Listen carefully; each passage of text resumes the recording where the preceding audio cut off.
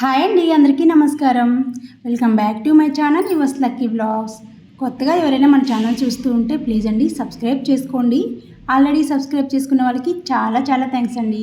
మరో చిన్న రిక్వెస్ట్ ఏంటంటే వీడియోలోకి వెళ్ళే ముందు ఒక చిన్న లైక్ చేయండి ఫ్రెండ్స్. మీరు లైక్ చేయడం వల్ల మన వీడియో మరికొంతమందికి షేర్ అవుతుంది. సో దట్ మీరు నాకు చాలా హెల్ప్ చేసిన వాళ్ళు అవుతారు, అలాగే సపోర్ట్ చేసిన వాళ్ళు అవుతారు. ఒక చిన్న లైక్ చేసి వీడియోలోకి వెళ్ళిపోదాం. అందరికీ కూడా ముందుగా తొలి ఏకాదశి శుభాకాంక్షలు అండి. ఇది వచ్చేసి ఏకాదశి రోజు తీసిన వ్లాగ్ అనమాట. ఉదయాన్నే పిల్లలైతే ఇంకా లెగవలేదు. నేనైతే బయట లోపల మొత్తం కూడా చిమ్మేసి తడిగుడ్డ పెట్టేసి ఈ విధంగా బయట అయితే ముగ్గు పెట్టేసుకున్నాను. ఇంకా జెస్సీ లేచిన తర్వాత ముగ్గు పెట్టాలంటే నేను వేస్తానని నన్ను వెయ్యనీదు, అది వెయ్యదనమాట. పిచ్చి పిచ్చిగా చేసేస్తుంది. ఇంకా వాళ్ళు లెగవక ముందే అయితే ఫస్ట్ అయితే బయట అయితే ముగ్గు పెట్టేశాను. ఆ తర్వాత స్టవ్ కూడా మొత్తం కూడా క్లీన్ చేసి పెట్టేసుకున్నానండి. స్టవ్ దగ్గర చిన్న ముగ్గు అయితే పెట్టేసుకున్నాను. బయట వచ్చేసి ముగ్గు పిండితో వేస్తాను, అంటే రాళ్ళతో చేసిన ముగ్గు పిండితో వేస్తాను. స్టవ్ దగ్గర మాత్రం చాక్ పీస్తో వేస్తానండి. దేవుడి గుళ్ళో మాత్రం బియ్యం పిండితో వేస్తాను నేను ముగ్గు. బియ్యం పిండితో బయట ముగ్గు వేస్తే అందరూ తొక్కుతారు కదా, అస్సలు తొక్కకూడదు. అందుకని బయట అయితే నార్మల్ ముగ్గు పిండితో వేస్తాను. దేవుడి గుళ్ళో మాత్రం బియ్యం పిండితో వేసుకుంటాను. దేవుడి గుళ్ళో ముగ్గు పిండితోటి ముగ్గు అస్సలు వేయకూడదండి, బియ్యం పిండితో మాత్రమే ముగ్గు వేసుకోవాలి. ఇంకా కిచెన్లో అయితే ఆల్మోస్ట్ క్లీనింగ్ అంతా అయిపోయింది. ఇంకా వంట అయితే స్టార్ట్ చేయాలి. ముందుగా అయితే స్టవ్ మొత్తం క్లీన్ చేశాను కాబట్టి పసుపు పూసేసి కుంకుమ బొట్లు పెట్టుకున్నానండి. ఆ తర్వాత స్వామివారికి నైవేద్యం చేయడానికి ఇక్కడ అలసందలు అయితే నానబెట్టుకున్నాను. ఒక్కొక్క ఏరియాలో ఒక్కొక్కలాగా చేస్తారు నైవేద్యం అనేది, ఈ ప్రసాదం.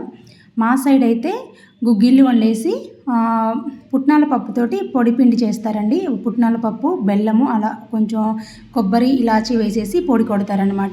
ఈ విధంగా నైవేద్యం అయితే పెడతారు. ఒక్కొక్క ఊర్లో పేలాల పిండి చేస్తారు కదా. మా సైడు పేలాల పిండి అంటే దోసకాయ విత్తనాలు, జొన్నలు ఇవన్నీ కొంచెం ఫ్రై చేసి బెల్లం వేసేసి పొడి చేస్తారు. అది మాత్రం దేవుడి దగ్గర పెట్టరు అసలు. అది మామూలుగా పిల్లలు తినడానికి అలా ఉంచుతారు. దేవుడి దగ్గరికి మాత్రం పుట్నాల పప్పుతో మాత్రమే పొడి చేసి పేలాల పిండి అనేది దేవుడి దగ్గర నైవేద్యంగా పెడతారనమాట. అలసందలు అయితే కొంచెం వాటర్ ఎక్కువగానే వేసేసి స్టవ్ మీద అయితే పెట్టేశానండి. వాటర్ ఎక్కువగా వేస్తే ఆ వచ్చిన అలసంద గుగ్గిళ్ళు ఉడికిన తర్వాత ఆ వచ్చిన వాటర్ ఉంటుంది కదా కట్టు, ఆ కట్టుతోటి చారు చేసుకుంటే చాలా టేస్టీగా ఉంటుంది అండ్ హెల్తీకి కూడా మంచిది. ఇక్కడైతే పూజ గదిలో అయితే ముందుగా పూజ సామాన్లన్నీ తీసి ఒక బుట్టలో వేసేసుకున్నానండి. ఆ తర్వాత పూజ గది కూడా శుభ్రం చేసుకొని ఒక చిన్న ముగ్గు అయితే పెట్టుకున్నాను. పూజ గదిలో చిన్న ప్లేస్ ఉన్న వాళ్ళు చిన్న ముగ్గు వేసుకోవాలి అంటే ఒక్కోసారి ముగ్గు పిండితో అస్సలు రాదు, కొంచెం పెద్దగానే వస్తుంది కదా. అలా కాకుండా ముందుగా చిన్న చాక్ పీస్ తోటి ముగ్గు వేసేసి దాని మీద బియ్యం పిండితో గీసామంటే చిన్నగా ముగ్గు వేసుకోవడానికి బాగుంటుందన్నమాట. ఇంకైతే ఇక్కడ కుందులన్నీ తీసి పెట్టాను కదా పూజ సామాన్లు, అవన్నీ కూడా క్లీన్ చేసుకున్నానండి. క్లీన్ చేసి పక్కన పెట్టేసి ఇలా గుమ్మానికి అయితే పసుపు రాసుకుంటున్నాను. ముందుగా అయితే దేవుడి గది దగ్గర ఉన్న గుమ్మానికి పసుపు రాశాను. అక్కడ గడప లేదండి, సైడ్స్ అంతా ఉంది కానీ కింద గడప అయితే లేదనమాట. సైడ్స్ మాత్రమే 2 మొత్తలకి అలా పసుపు పూసేసి కుంకుమ అయితే పెడతాను. ఇంకా బయట గుమ్మానికి కూడా ఈ విధంగా పసుపు రాసేసి కుంకుమ బొట్లు పెట్టేశాను. ఇదిగోండి, ఇక్కడ ముగ్గు దగ్గర కూడా చిన్న గచ్చిలాగా ఉంటుంది కదా, అక్కడ కూడా కుంకుమ బట్టలు అనేది పెట్టుకుంటాను నేను డైలీ. ఇంకా ముగ్గు మీద వేసింది అయితే పసుపు కుంకుమ కాదండి, పసుపు కుంకుమ కలర్లో ఉన్న ముగ్గు పిండి అనమాట. రంగుల పిండి ఉంటుంది కదా, రంగులు ఉంటాయి కదా, అవన్నమాట. బయట ముగ్గు పిండి బియ్యం పిండితో కానీ పసుపు కుంకుమ నేను అలా వెయ్యను. వేస్తే తొక్కుతారు కదా, తొక్కకూడదని చెప్పేసి వేయను. మనం ఎంత జాగ్రత్తగా ఉన్నా తెలిసి తెలియని పిల్లలు కానీ పక్కింటోళ్ళు కానీ తొక్కొచ్చు, అందుకే నేను అక్కడైతే వేయను అనమాట. ఇక్కడ పూజ సామాన్లు అయితే క్లీన్ చేసుకున్నానండి. అవి తీసుకెళ్ళి పూజ రూమ్లో పెట్టేశాను. ఇక్కడ గుగ్గిళ్ళు అయితే పొంగొచ్చి ఆల్మోస్ట్ 70% అయితే ఉడికిపోయాయి అన్నమాట. ఇందులో కొద్దిగా సాల్ట్ వేసుకుంటున్నాను. సాల్ట్ వేస్తే ఇంకా సరిపోతుంది. ఫస్ట్లోనే సాల్ట్ వేస్తే ఏంటంటే తొందరగా ఉడకవన్నమాట. మనం కందిపప్పు, పెసరపప్పు ఏదైనా సరే పప్పు ఉడికించేటప్పుడు ముందుగా సాల్ట్ అయితే అస్సలు వేయకూడదండి. మనం సాంబారు పప్పులకి అయితే కొంచెం ఆయిల్ వేసుకొని తొందరగా ఉడుకుతుంది. ఇక నేను ప్రసాదం కోసం కాబట్టి ఇంకా ఆయిల్ ఏమీ వేయలేదు, సాల్ట్ అయితే వేసాను. ముందుగా సాల్ట్ వేస్తే ఉడకదండి, అందుకే కొంచెం ఉడికిన తర్వాత సాల్ట్ వేసి మరొక 5 నిమిషాలు ఉడికించేసి ఇంకా దించేస్తే సరిపోతుంది. ఈలోగా పూజ రూమ్లో పేపర్ మీద అంతా కూడా దుమ్ము దులిపేసుకున్నాను ఆల్రెడీ. ఇంకా ముగ్గు కూడా పెట్టేసుకున్నాను కదా. ఇప్పుడైతే ఈ పూజ సామాన్లన్నిటికీ కూడా గంధం బొట్లు పెట్టేసి కుంకుమ బొట్లు అయితే పెట్టేసుకుంటున్నాను. ఈ విధంగా మొత్తం బొట్లు పెట్టిన తర్వాత ఏ ప్లేస్లో ఉండవలసిన వస్తువు ఆ ప్లేస్లో అయితే ముందుగా సర్దుకుంటానండి. దీపాలు, అలాగే ఇవన్నీ కూడా గంట ఇవన్నీ కూడా ఏ ప్లేస్లో ఉండాల్సినవి ఆ ప్లేస్లో అయితే సర్ది పెట్టేసుకుంటాను. ఇలా పెట్టుకుంటే ఇంక తర్వాత మా వారు వచ్చి పూజ చేస్తారన్న ఆశతో నేనైతే ఈరోజు ముందుగా ఇవన్నీ ఏర్పాట్లు చేస్తున్నానన్నమాట. ఈరోజు నేను కాకుండా మా వారితో పూజ చేపిద్దాం అనుకుంటున్నాను. తను కూడా ఈరోజు ఇంటి దగ్గరే ఉన్నారండి. అందుకని చెప్పి తనతో అయితే పూజ చేపిద్దాం అనుకుంటున్నాను. పిల్లలైతే ఇంకా లెగవలేదనమాట. ఇంకా హాలిడే కదా, సరే వదిలేసాను నేను కూడాను. కొంచెం పని అయిపోయిన తర్వాత లేపుదాము అనేసి ఇక్కడ వచ్చేసి చూసారు కదా, పేలాల పిండి అయితే చేస్తున్నాను. ముందుగా అయితే 1.5 కప్పు పుట్నాల పప్పు తీసుకున్నానండి. అందులోనే ఒక చిన్న ముక్క కొబ్బరి తీసుకొని, ఎండు కొబ్బరి, మనకు దేవుడికి కొట్టిన టెంకాయల నుంచి వచ్చిన ఎండు కొబ్బరి కాకుండా బయట షాప్లో కొనుక్కుంటాం కదండి, అది పెట్టండి. మనం ముందుగా ప్రసాదంగా తీసుకున్న కొబ్బరి అనేది పెట్టకూడదు. షాప్లో తెచ్చిన ఎండు కొబ్బరి, అందులోనే కొంచెం ఇలాచీ కూడా వేసేసి ఈ విధంగా గ్రైండ్ చేసుకున్నాను.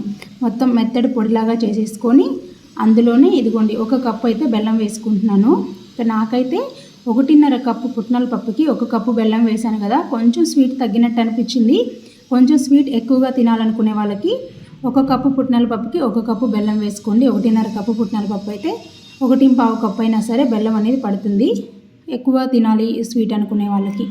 చూసారు కదా, ఇదైతే పొడి రెడీ అయిపోయిందండి. పేలపిండి అంటాం ఇంకా, అదే పుట్నాల పప్పు పిండి, తీయటి పిండి అన్నీ ఒక్కొక్కరు ఒక్కొక్కలాగా పిలుస్తారు. మా సైడ్ అయితే కొన్ని ఏరియాలలో ఉంటుంది కదా పాప్కార్న్, అవి దాంతో చేస్తారు, మొక్కజొన్న పేలాలతోటి. కొన్ని ఏరియాలలో జొన్నలతో చేస్తారు. మా సైడ్ అయితే ఇలా చేస్తారనమాట. ప్రతి తొలి ఏకాదశికి ఈ పిండినే ప్రసాదంగా పెడతారు.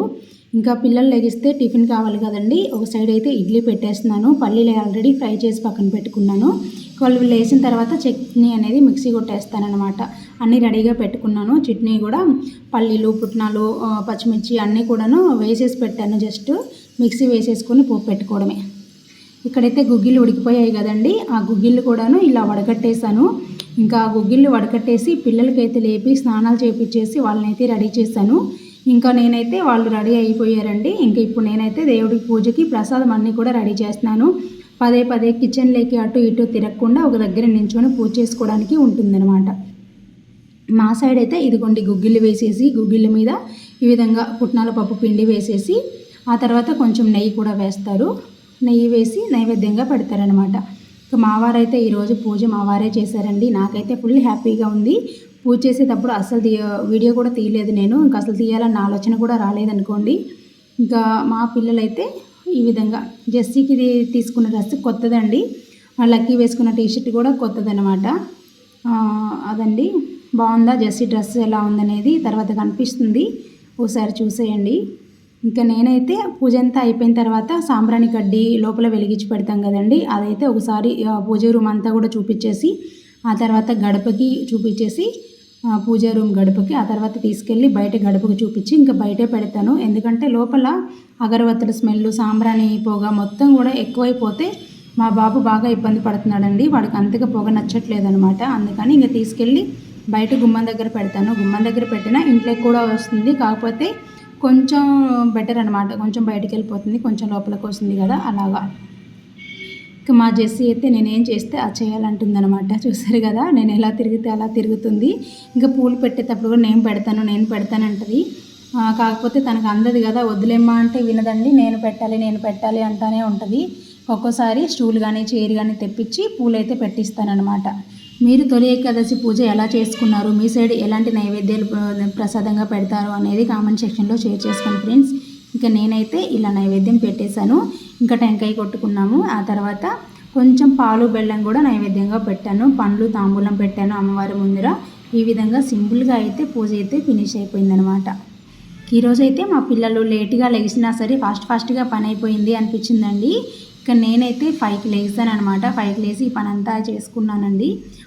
ప్రతి పని వీడియో తీయలేకపోయినా కూడా పండుగ అంటే ఏంటి, పండుగ అంటే ఎలా ఉంటుంది అనేది అందరికీ తెలిసిందే కదా. ఇంకా బ్రహ్మముహూర్తంలో పూజ చేసుకుంటే ఇంకా మంచిది, కాకపోతే నాకు కుదరలేదండి. నేనైతే పూజ అయిపోయేసరికి నాకు 10 అయిపోయిందనమాట. ఉదయం 10 గంటలు అయిపోయింది. ఇదిగోండి పిల్లలకైతే ఇడ్లీ పెట్టి చేశాను. ఇంకా గుగ్గిళ్ళు ఉడికిన తర్వాత చారు చేస్తానని చెప్పాను కదా, ఇదిగోండి ఈ చారే.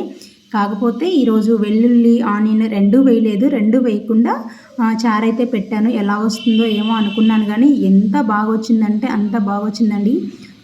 చాలా బాగుందనమాట. చారు అయితే మా పిల్లలైతే మజ్జిగన్నం తినకుండా అదే తినేశారు, మా వారు కూడాను. అంత బాగుంది. నేనైతే తినలేదు, వాళ్ళు చెప్పారు. ఇక నేనైతే నైట్కి తిన్నానమాట. ఆ చారు చాలా బాగుంది. అసలు ఇంకొంచెం చేస్తుంటే బాగుండేది అనిపించింది అనమాట, అంత బాగుంది. ఇంకా చారులోకి కొంచెం అప్పడాలు అయితే ఫ్రై చేస్తున్నాను. ఇంకా ఫ్రైలు అవేమీ చేయలేదండి, గుగ్గిలు తింటారు కదా, ఇంకా అంతగా అన్నం ఏం తినరనమాట. అందుకని ఒక సైడ్ అయితే బ్రౌన్ రైస్ చేశాను. ఈరోజు అందరూ ఇంటికాడే ఉంటారుగా, బ్రౌన్ రైస్ చేశాను. అప్పడాలు అయితే వేయిస్తున్నాను. బ్రౌన్ రైస్ అనేసరికి గుర్తొచ్చింది, నేను రైస్ తేవడానికి వెళ్లకుండా మా వారిని పంపించానండి. నాకు రైస్ పాతవా కొత్తవా ఇదంతా ఏం తెలీదు, కాకపోతే వాళ్ళకి రూల్స్ పెడతానమాట. బాగుంటే ఉంచుకుంటాను, లేకపోతే మీరే రిటర్న్ తీసుకోవాలి అని చెప్పేసి మరీ వస్తాను. ఇన్ కేసు ఇంటి దగ్గరకు వచ్చిన తర్వాత బాగలేకపోతే నేను రిటర్న్ పంపించేస్తాను, వాళ్ళు తీసుకుంటారు. మనం 1 కేజీ 1/2 కేజీ వాడతాం కదా, వాటికి డబ్బులు తగ్గించుకొని మిగతా ప్యాకెట్ అయితే ఇస్తారనమాట, వేరే ప్యాకెట్. కాకపోతే ఈసారి మా వారు వెళ్ళారు, వెళ్ళి డబ్బులు కట్టేసి అయితే వచ్చేసారండి. డబ్బులు కట్టేసి వచ్చారు. ఆ తర్వాత 10 డేస్ 15 డేస్కి తన ప్యాకెట్ పంపించారు. రైస్ మిల్లో తెచ్చుకుంటాను. మా వారే వెళ్ళి ఇంకా నేను ఇంట్లో గొడవ పెడుతున్నానని చెప్పేసి వెళ్ళి అడిగితే వేరే మిల్లు దగ్గరికి వెళ్ళి బియ్యం ఇచ్చారంట. బ్రౌన్ రైస్ అయితే మేము ఇంకా ఆడించలేదని చెప్పి. అసలు ఎలాగంటే అస్సలు బాగలేవండి, మెత్తగా అయిపోతుంది రైస్. అది కొత్త బియ్యం అనుకుంటా, రైస్ అయితే మెత్తగా అయిపోతుంది. క్యారేజ్ పెట్టడానికి అస్సలు బాగోలేదు. ఇంకా ఏంటంటే అది చచ్చు బియ్యం అంటారు కదా, అక్కడక్కడ నల్లగా ఎర్రగా పుచ్చిపోయిన బియ్యం అవి ఎక్కువగా ఉన్నాయన్నమాట.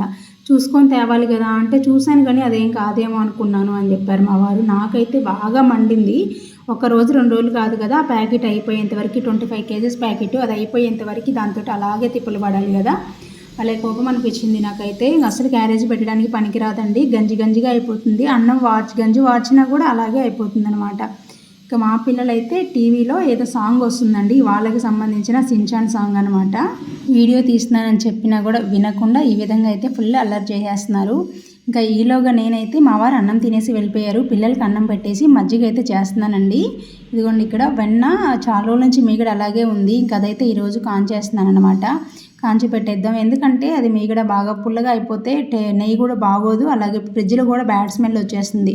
పులిసిపోయిన మీగడ కానీ పెరుగు కానీ ఫ్రిడ్జ్లో ఉందంటే ఫ్రిడ్జ్ అంతా కూడా బ్యాడ్ స్మెల్ వచ్చేస్తుంది.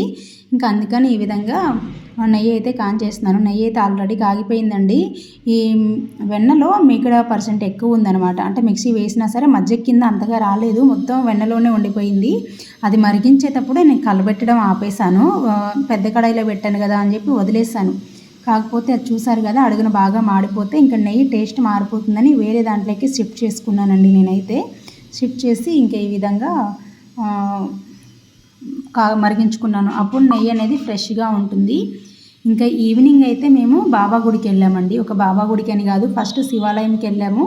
అక్కడ అమ్మవారిని కృష్ణయ్యని అందరినీ దర్శనం చేసుకొని, శివయ్య దగ్గర కూడా దర్శనం చేసుకొని ఇంకా వస్తూ పోలేరమ్మ తల్లిని మళ్ళీ ఇక్కడ వచ్చేసి సాయిబాబా గుడి దగ్గరికి వచ్చేసరికి మా పిల్లలు లోపలికి వెళ్దామన్నారు. సరే అని చెప్పి లోపలికి వెళ్తే పూజారి గారి వాళ్ళ పాపది బర్త్డే అంట. ఆ పాప సెలబ్రేషన్స్ అంటే ఏం లేదండి, అక్కడ కూర్చొని వచ్చిన భక్తులందరికీ చాక్లెట్లు పంచుతుంది, ఫోటోలు దిగుతున్నారు. ఇక మేము కూడా ఒక చిన్న క్లిప్ తీసుకున్నాము. అయితే బాబా గుడిలో ఉన్న నాకు నచ్చిన ఒక పద్ధతి ఏంటంటే, పూజారి గారు షార్ట్స్ అట్లా వేసుకుని ఎవరిని రానియరండి, డ్రెస్ సెన్స్ అనేది మంచిగా ఉండాలంటారు. నా ముందరే ఒక అతను షార్ట్స్ వేసుకొని వస్తే బయటికి పంపించేశారండి. మీరు డ్రెస్ సెన్స్ లేదండి, బయట వెళ్ళండి అని చెప్పేశారు. చాలా బాగా అనిపించింది. అంటే టెంపుల్ అంటే ఒక ఇది అనేది ఉండాలి, ఒక పద్ధతి అనేది ఉండాలి కదా.